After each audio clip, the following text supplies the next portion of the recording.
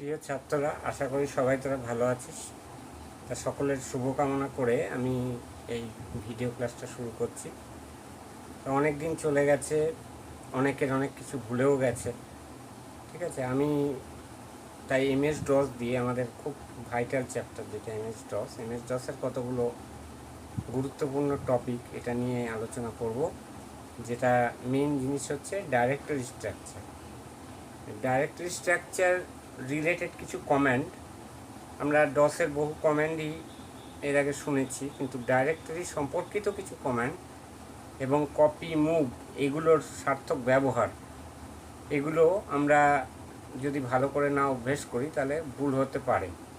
তো সেই ধরনের কিছু কমেন্ট নিয়ে আলোচনা করব, কারণ এইগুলো থিওরিটিক্যালি অভ্যেস না করলে আমাদের ভুলে আমরা যেতেই পারি।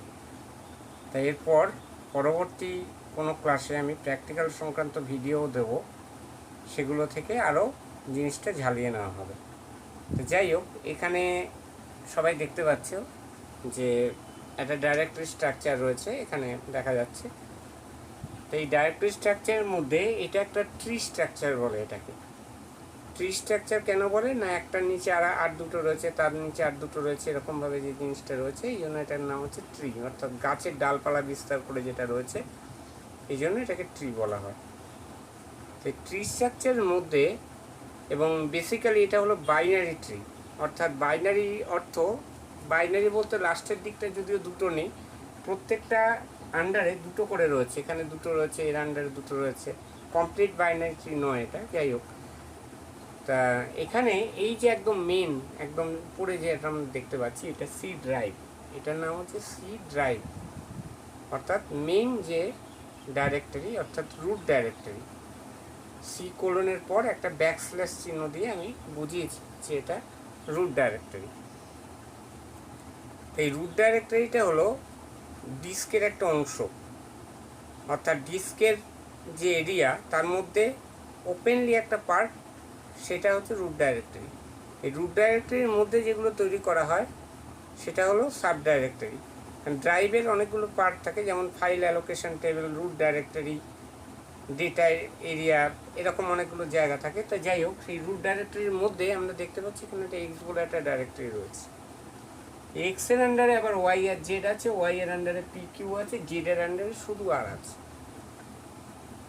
তা এখানে এই ডাইরেক্টরিকে ব্যবহার করে আমরা কীরকমভাবে তৈরি করব বা ভিতরে ঢুকবো বা এখান থেকে বেরিয়ে আসবো, এইগুলোই আমি আবার পুনরালোচনা করছি, কারণ এগুলো একটা সময় হয়েছে, তো এগুলোকে আর একবার করে আমি বলছি। প্রথম কথা হচ্ছে যে এমডি সিডিটা নিয়ে আমি বেশি বলছি না। এমডি সিডিটা সকলের আশা করি মনে আছে, যে এমডি হচ্ছে মেক ডাইরেক্টরি, সিডি হচ্ছে চেঞ্জ ডাইরেক্টরি। এগুলোর কিছু টিপিক্যাল ব্যবহার নিয়ে আমি বেসিক্যালি আজকে বলবো।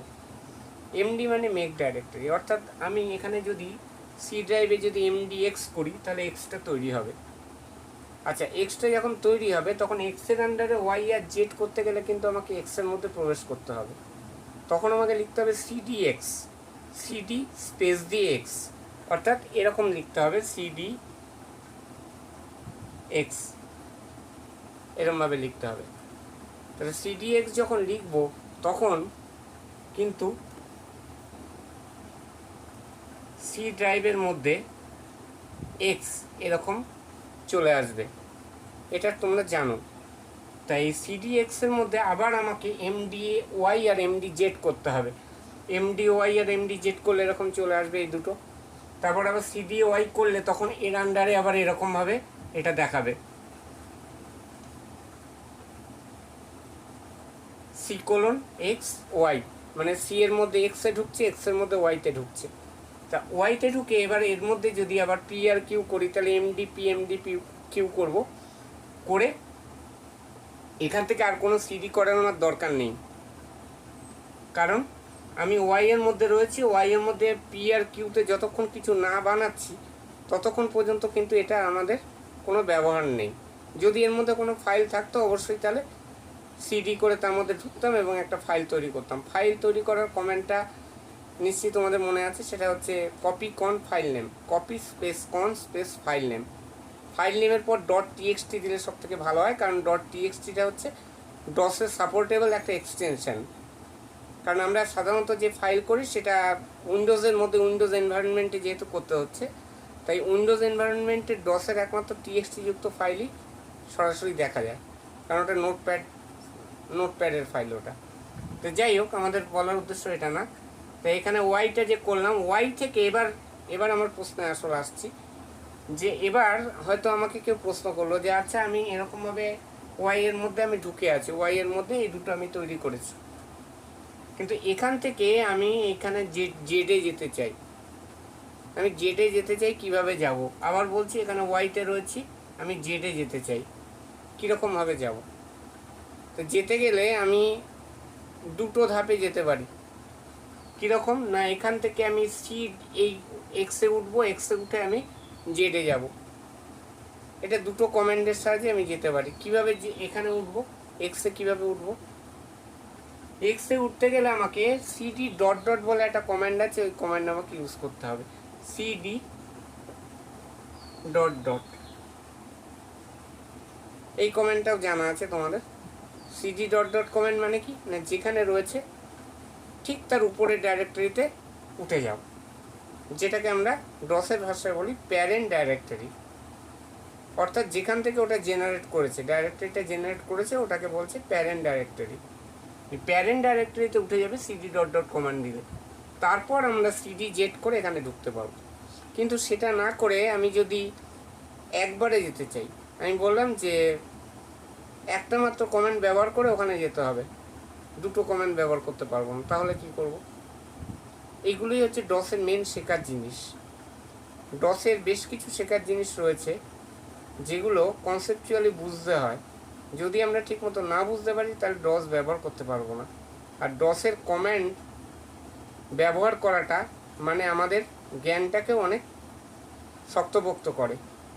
আমরা ডসের যত কনসেপশন ব্যবহার করব তত অপারেটিং সিস্টেম সম্পর্কে আমাদের অভিজ্ঞতাটা বাড়বে। যাই হোক, সিডি ডট ডট দিলে আমি এখানে উঠছি, আবার সিডি জেড দিলে এখানে নামছি। কিন্তু যদি একবারে যেতে চাই তাহলে কি করব? সিডি ডট ডট ব্যাকস্ল্যাশ দিয়ে জেড দিলেই আমি কিন্তু একবারে চলে যাচ্ছি। সিডি ডট ডট মানে কি, উপরে উঠলো, তার আন্ডারে নামলো, একবারে সিডি কমেন্ট দিয়ে আমি ঢুকে গেলাম ওখানে।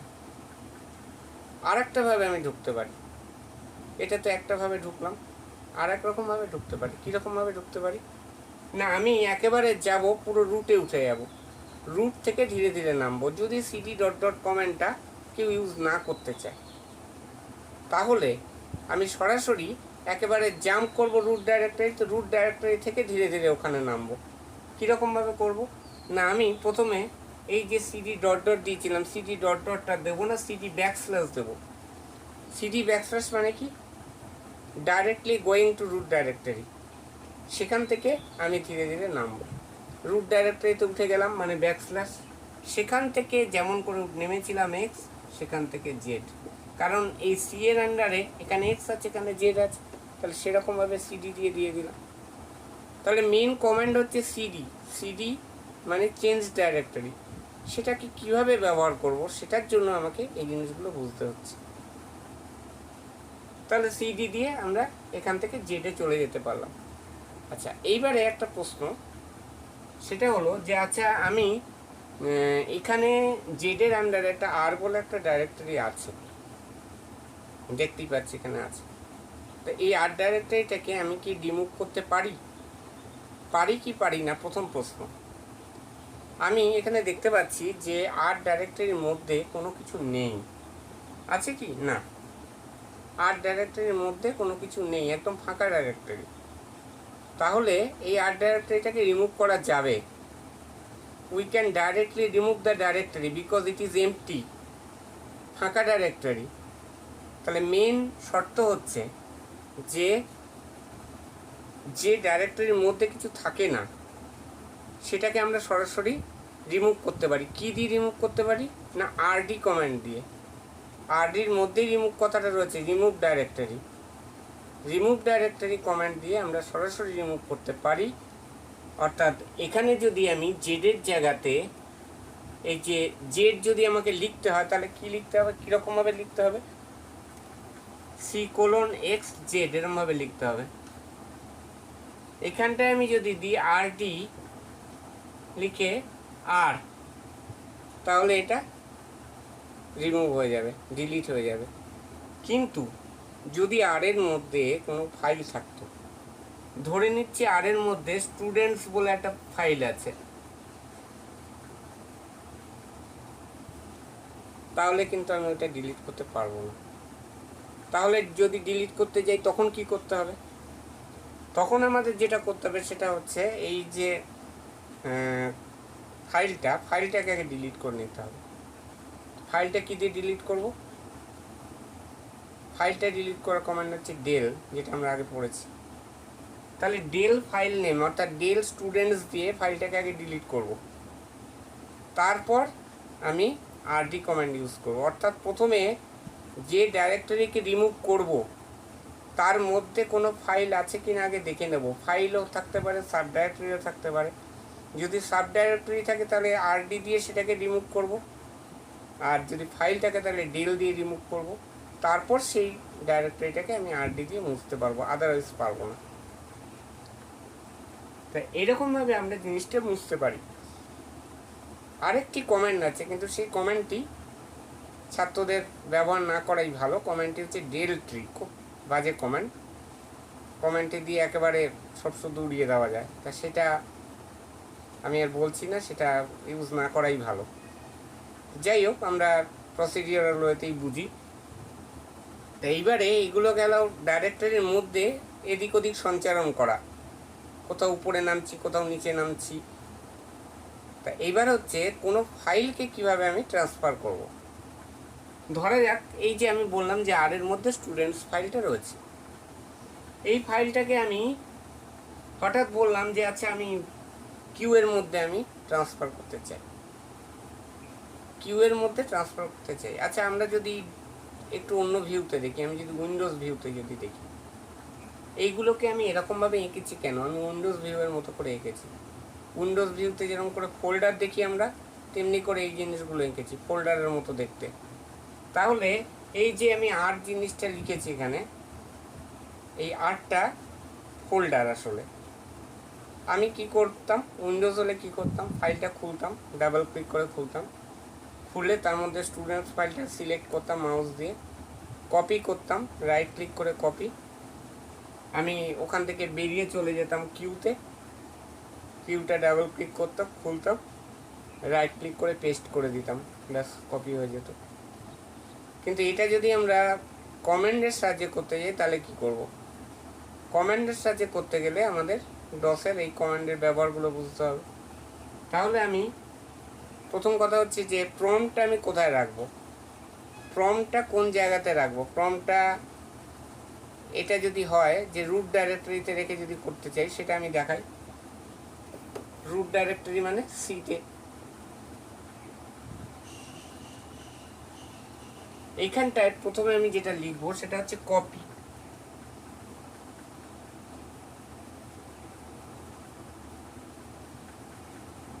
সি কোলন কপি ব্যাকস্ল্যাশ দিই, কারণ ব্যাকস্ল্যাশ বলে এর আন্ডারে বোঝাচ্ছে।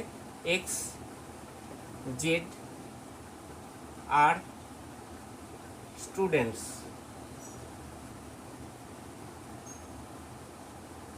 এক্স জেড আর স্টুডেন্টস হলো। একটু স্পেস দেবো, এখানে জায়গাটা কম লাগছে তাই নিচে লিখছি, একটু স্পেস দেবো, এখানে স্পেস দিয়ে নিচে লিখবো, মানে পাশাপাশি লিখবো আর কি। এটা নিচে লিখে দেখাচ্ছি, ব্যাকস্ল্যাশ এক্স ওয়াই কিউ।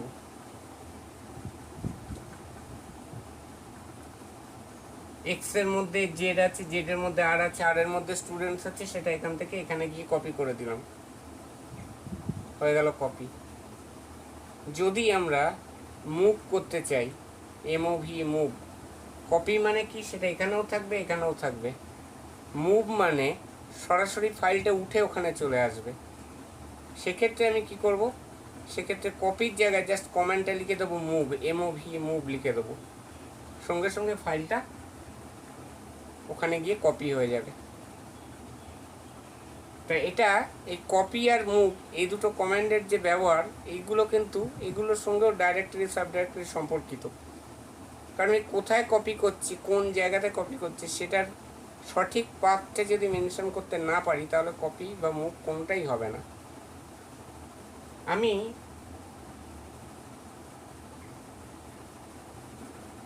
এই কমেন্টটা দেওয়ার পর যদি এরকম বলি যে আচ্ছা এখানে স্টুডেন্ট নামে আরও হয়তো একটা স্টুডেন্ট নামে, সরি ভুল বললাম, এস দিয়ে আরও একটা ফাইল আছে, এস দিয়ে আরও কিছু ফাইল আছে বা আরও ফাইল রয়েছে, আমি কল্পনা করে নিচ্ছি এরকম আছে, আর ফাইলের আর ডাইরেক্টরির মধ্যে ধরে নিচ্ছি আছে। আমি বললাম যে আচ্ছা এখানে যতগুলো এস দিয়ে শুরু ফাইল আছে সেইগুলোকে আমি ধরে কপি করতে চাই কিউ এর মধ্যে। যতগুলো এই আর ডাইরেক্টরির মধ্যে সমস্ত file, all the file starting with R, এগুলো কপি হবে কিউ এর মধ্যে। তখন কি করতে হবে, তখন এই ডাইরেক্টরি পাথটা যেমন মেনশন করেছি তেমনই মেনশন করব। শুধু এখানে এই যে স্টুডেন্ট অংশটা আছে, স্টুডেন্ট অংশটা মুছে দেবো। মুছে দিয়ে কী লিখব, সমস্ত ফাইল যারা এস দিয়ে শুরু হচ্ছে, এটার জন্য যে জিনিসটা প্রয়োজন সেটা ওয়াইল্ড কার্ডের ব্যবহার। আমি লিখব এখানে এস স্টার, এস স্টার মানে এস দিয়ে শুরু যত ফাইল আছে। যদি তারা টিএক্সটি ফাইল হয় তাহলে ডট টিএক্সটি জুড়ে দেবো। এইবার এক্স ওয়াই কিউ কেমন আছে লিখে দেবো। তাহলে হয়ে গেল কপি এক্স, তার আন্ডারে জেড, তার আন্ডারে আর, তার আন্ডারে এস স্টার ডট টিএক্সটি। তার মানে সমস্ত ফাইল যাদের নামটা শুরু হচ্ছে এস দিয়ে এবং এক্সটেনশন হচ্ছে টিএক্সটি, তারা কপি হয়ে যাবে কার মধ্যে, না এর মধ্যে গিয়ে কপি হয়ে যাবে। এটা আমরা কপি কমান্ডের সাহায্যে ডাইরেক্টরি সাব ডাইরেক্টরি স্ট্রাকচারটা বুঝে ওয়াইল্ড কার্ডেরও একটা ব্যবহার দেখালাম। আজকের ক্লাসটা এখানেই রইল, পরবর্তী ক্লাসে আবার অন্য কোনো টপিক নিয়ে আলোচনা করব। সবাই ভালো থেকো, ওকে।